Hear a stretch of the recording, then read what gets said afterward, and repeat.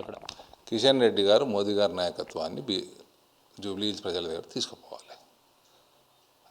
ఆయన స్ట్రాటజీ ప్రకారం పార్టీ శ్రేణుల మందరం కూడా మేము ముందుకు పోవాలి, అది పని చేసుకోవాలి. ఇప్పుడు మీరు కూర్చొని నేను మోదీ గారు ఇంత పెద్ద స్కీములు 4-5 స్కీములు చెప్తే కిషన్ రెడ్డి గారి డైరెక్షన్లోనే అందరం పనిచేస్తాం. మీరు అనుకున్న స్థాయిలో జూబ్లీ హిల్స్లో ప్రచారం సాగుతుందని మీరు అనుకుంటున్నారా? మొన్న సంజయ్ గారు పోయినరు, మాట్లాడినాడు, స్పీచ్లు విన్నా నేను. కిషన్ రెడ్డి గారు పోయినట్టున్నారు ఒకసారి 2 సార్లు. రామచంద్రరావు గారు తిరుగుతున్నారు. బండి సంజయ్ గారు అయితే కుల్లా జూబ్లీ హిల్స్ గడ్డ, కిషన్ రెడ్డి అడ్డా అని చెప్పిండు. ఎందుకు జరుగుతలేదు? మీరు ఎప్పుడు క్షేత్రస్థాయిలోకి వెళ్తున్నారు పర్యటన? మా అడ్వైజ్ బట్టి కిషన్ రెడ్డి గారు ఏ స్ట్రాటజీ చేశారో దాన్ని బట్టి మేము పోతాం.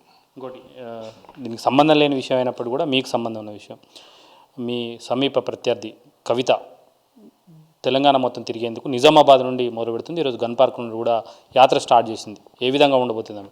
గన్ పార్క్ ఎందుకు? నిజామాబాద్ అంటే సరే ఆమె కోడలు సరే ఎంపీ ఉండే, గన్ పార్క్ ఎందుకండి? అమరవీరులకు న్యాయం జరగలేదు, న్యాయం చేయడం కోసం. ఓహో, ఇప్పుడు యాదకొచ్చిర్రా? నువ్వు ఎంపీ ఉండంగా, మీ అయ్య ముఖ్యమంత్రి ఉండంగా, మీ అన్న మంత్రి ఉండంగా, మీ బావ మంత్రి ఉండంగా యాదికి రాలే? 4 నెలలు కాదు 4 సంవత్సరాలు తిరిగినా 4 ఓట్లు పడాయి మీకు.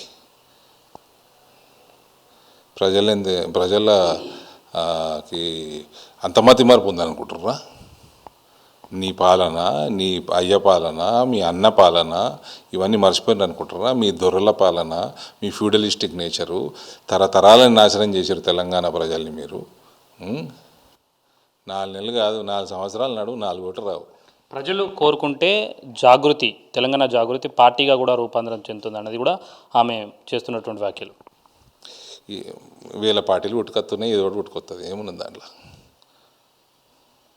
ప్రజలైతే ఎవరు కోరుకుంటలేరు, కోరుకోరు కూడా. నేను ఒక్కడనే కోరుకునేటోడిని, ఆమెనే వచ్చి నిలబడాలి నిజామాబాద్లో ఎలక్షన్. ఫైనల్గా మళ్ళీ జూబ్లీ హిల్స్కు వస్తే జూబ్లీ హిల్స్లో బీజేపీ గెలుస్తుందని మీరు అనుకుంటున్నారా? డెఫినెట్గా కిషన్ రెడ్డి సారు కాన్ఫిడెంట్గా ఉన్నాడు.